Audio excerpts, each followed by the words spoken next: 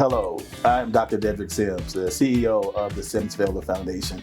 And today we have an amazing guest with us, NFL Pro Football Hall of Famer, Mr. Steve Atwater. Steve is our first celebrity ambassador. And so as a celebrity ambassador, there are some things that come with that he's going to be doing for us to help raise our profile and to help spread the word about who we are and what we do and the amazing work we do with young men and boys of color. So we're going to have a conversation today and get to know Steve a little bit more and why he chose to be a celebrity ambassador. Steve, thank you, man. Thank you for being here. I really appreciate it. Thank you for choosing to be our first celebrity ambassador. It's a program we're super excited about. So I couldn't think of a better person. Yes, I appreciate it. I appreciate that. To be our first celebrity ambassador. So thank you. Yes, you're welcome. And man, it wasn't an easy decision because I have a lot going on right now. And but when I really looked into it, and also having been dealing with you over the last several years, I knew it was the right thing to do. I appreciate it, man. Our boys are going to benefit from this. Yes, I hope so. I'm going to ask you a couple of questions, man, and let's just have a conversation here. The first thing is, what inspired you to make the decision to be an ambassador for us? I know you mentioned, you just alluded to it a little bit, but can you just go a little bit more? Yeah, well, again, my interaction with you, over the last several years, I know you're a person of integrity, and I know a little bit about your story growing up, and it's similar to mine's in that, my dad, although he was a big part of my life, he wasn't in the house with me. And I think that I missed out on some things with him not being in the house with me. But on the other flip side of that, I did receive great leadership from him. And I've had some mentors over the course of my life that have kind of shown me the right way to do things. And I've seen when young men don't have that, when they don't have anybody to really look up to, or who they can go to when they have certain questions in that. And I know that it's a big need, and you've been doing a great job of filling that need. And so I decided that I really want to be a part of it. Yeah, man. Thank you so much. And I think I've had some conversations about growing up and kind of our stories together. So yeah, definitely love that being an aligning piece for us. Mm-hmm. How do you see the mission of Sims-Fayola Foundation aligning with your own values and beliefs? Yeah, well, I know a couple of the pillars are education, mentorship, and then life skills, and all three of those are very important to my wife and I. It was very important for us raising our children, and again, it just aligned with what I want to be a part of, and what I've experienced throughout my life to have a small level of success. I know a lot of people look at, hey, I'm a Pro Football Hall of Famer, but that's one area of my life. I also have other areas of my life that I think are super important. My wife and I, we've been married for 33, going on 34 years. We have 4 kids who are healthy, productive, good people, and I think that we do have something to share because you don't see a lot of role models who have that thing kind of lined up. Now, trust me, it's not perfect, but we made a commitment to always be together and always be there for our kids. And I think it's inspirational because when I see families who've been together for a long time, I'm like, man, how did you guys do that? And so I think that's just another thing, another little nugget that I'll be able to help contribute in. And this is why I think this is so exciting as well, is that people do see you as Steve Atwater, the NFL Pro Football Hall of Famer, all the great things you did on the field, but getting to know this side, right, is something that I was excited about when I met you on that trip to Miami. Yeah, right. And just over the years, I've just tried to keep cultivating that relationship and getting to know who you are and understanding, like you like to invest and you like investing and I like to invest. And and then hearing more about just your passion about your family and your kids and stuff. I think this is what the boys need to see. They need to see that, yeah, let me hone my skills maybe to be a professional athlete if that's what I want to do. But it's also good, just as good to be a great person. 100%. A great person. So 100%. And you know, my children, they although they play sports, specifically football and basketball, we did quite a few sports, but they didn't make it to the NFL in football. And we started at a young age to tell them that you don't have to play football. You know, if you love it, you want to play it, great. You don't have to be an NFL player. You don't have to go pro in anything, but we do want you to be special in whatever you choose to do. You know, try to give it your all. Not try to, but give it your all. You know, no excuses. And hey, put in the work. Eventually you'll find what you have a love and a passion for, and you can be great at it. And you don't have to be a Hall of Famer in football. You can be a Hall of Famer in any career that you desire if you put your heart to it. You can say, I got that covered already. Well, again, it's in one area, but I'm trying to get there in other areas too. You know, I want to be a Hall of Fame person. You know, you're already a Hall of Fame person in my eyes, man. I appreciate that, but no, I'm trying to keep it going. So speaking of being a Pro Football Hall of Famer, how do you think that your platform as a former NFL player and a Pro Football Hall of Famer can influence young men of color and bring some attention to the challenges that they have faced or are facing? Yeah, well, man, I take my role. I take, you know, the position as a Hall of Famer, man. I take that duty with a lot of you know, seriousness. You know, because I think it's important that people in my position do give back and do inspire people who may not have the same opportunities that I had. And it wasn't easy for me, but also I know what it takes. I know what can be achieved with hard work and dedication. And you know, that gives me hope that anybody can really be successful if you really put your mind to it and you have certain people who can guide you in the right direction. Many times I see young men who may not have a positive influence in their lives, and it's difficult for mothers to raise children. And you know, I grew up in my house with just my mom and my two of my three sisters, and it was lonely, you know. And I know how difficult it is to work through that. You know, it was a lot of frustration. It was a lot of, you know, I'm going to live with Dad. Then I walk out the house and I come back in. I can't go anywhere. I don't have any place to go. And I would imagine that, you know, a lot of young men have those same thoughts and those same frustrations at times. But I want to let them know that you know, there is a better way. You know, and there's a way to handle it and handle the mental part of it, to where you can work hard and be great at something. You don't have to be great at 10 different things. You got to find one thing that you love and be great at it. And you know, you can live a happy life. Yeah, we try to tell the boys as well, like, you know, there's just some low-hanging fruit that you can just be great in your life in terms of like, what is it that you really do well without trying, right?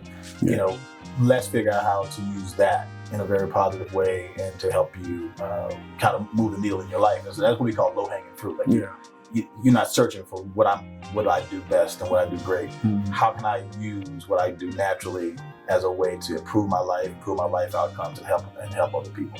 Yeah, and also hopefully with my platform, I can help bring more awareness to the Sims-Fayola Foundation, so we can raise more money, so the kids can have more opportunities. Expose young men and boys of color to careers that are underrepresented by them, but also they're like the older men in the community as well, giving them the opportunity to get certifications to reskill, upskill, or new skill, which brings a different level of economic mobility to our community. Yeah. If they are out there getting jobs that actually pay low wages, then they can have money to take care of their families. They can, you know, move they want to move, that kind of thing. And so we know that that's how we move the needle, right, for our community and our families' mental health, and also making sure they have good economic opportunities. Yeah, man, I think that's super important too, just the mental health side of it, and also with helping get with the job process. Many times we may not have the education, enough education,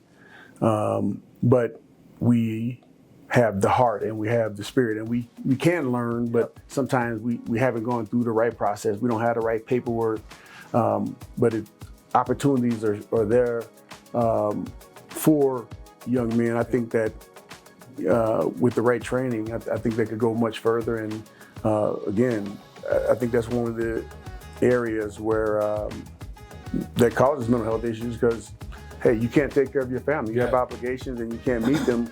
I think that does a lot for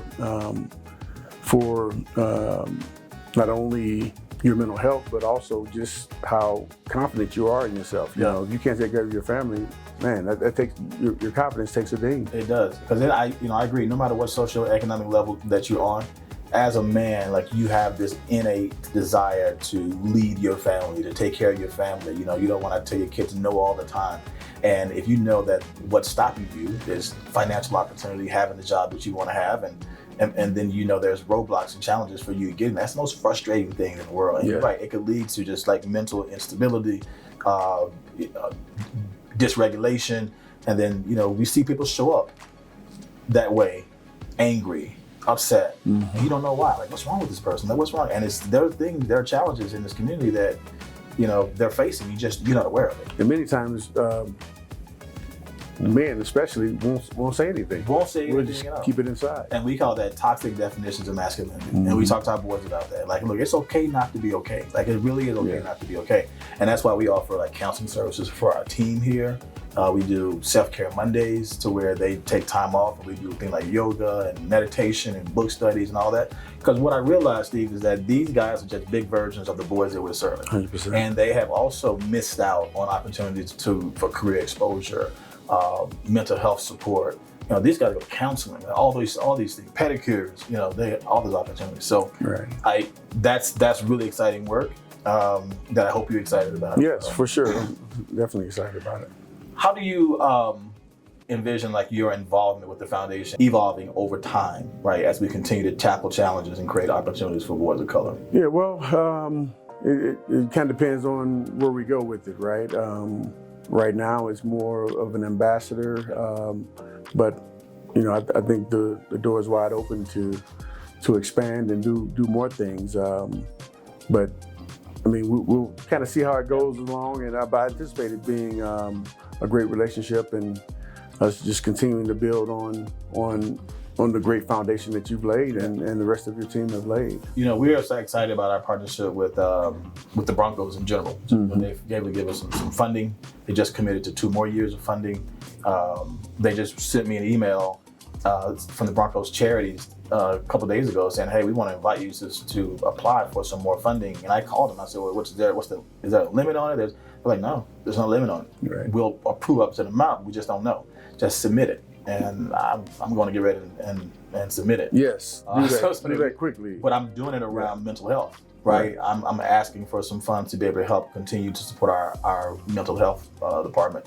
And the next thing I want to do is reach out to someone and say, hey, we want to expose young men of color to careers off the football field. Like, what are career opportunities at stadium, all the behind the scenes things? Like, what is something else that they can do besides playing football? Right. And there are tons of opportunities. The Broncos, they post different jobs on the website many times, and a lot of people don't know about those opportunities. And there's so much that's tied to football, so many opportunities that are tied to football. You don't have to be an athlete at all in order to be able to work for the Denver Broncos and any other pro sports team. And I'm proud to say that the Broncos, man, they've really stepped it up in terms of presenting those opportunities, making those opportunities available, and publicizing it. And it's just a wonderful organization to work for.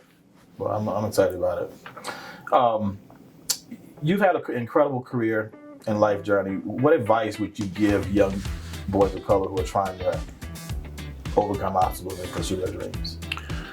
Well, I would say the biggest thing is you're going to face obstacles, and that's just a part of life. Anything that you try, it's not going to be handed to you. It's not going to be easy, but it can be done. It just takes a lot of hard work. I talked to some of my high school friends. I remember one of my buddies telling me, like, man, I remember you want to go and work out, man. I was like, man, you go ahead and work out. I'm just gonna, I'm going to chill, and look where it's gotten you. And like, I didn't even remember that. But when you find something that you love, you can work all night on it, and you won't even be tired. It won't even seem like a job. And so I'm hoping that's the thing that our guys take from this. That's the thing that I want to emphasize, that, hey, with hard work, I won't say anything is possible, but most things are possible. And you may have to go to a different field, you may have to go to a different place, but if you love something and you're good at it, I think that there's an opportunity for you somewhere.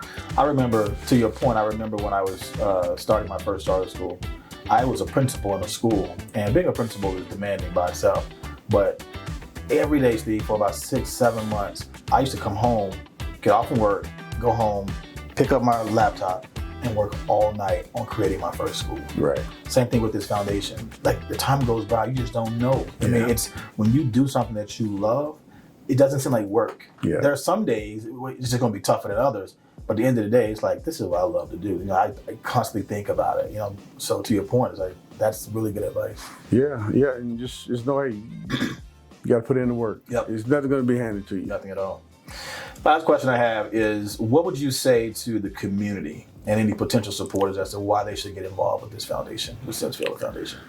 Well, because I think our youth, it's our future. It's our future, and if we want a future that's bright, that for everyone, I think that it's important to support organizations like the Sims-Fayola Foundation, and also just, hey, kind of paying it back. I think we all have a responsibility to give back to our communities, and what better way than to give back to a community that's uplifting, that's positive, and teaching young men to, go from being young men to grown men. Yeah, healthy. We have a shirt that it says "Building Better Boys." Yes. And that's what we think about every day. It's like, how do we, just build better boys? Yes, because it's important too. It's important for everybody, not just us. It's important for the United States of America, that, hey, we develop these young men to where they have confidence that they can go out there and they can be productive, and we'll all live better lives. I agree, man. Thank you, man. Thank you. No, I appreciate it. I appreciate you, brother. Yes, sir.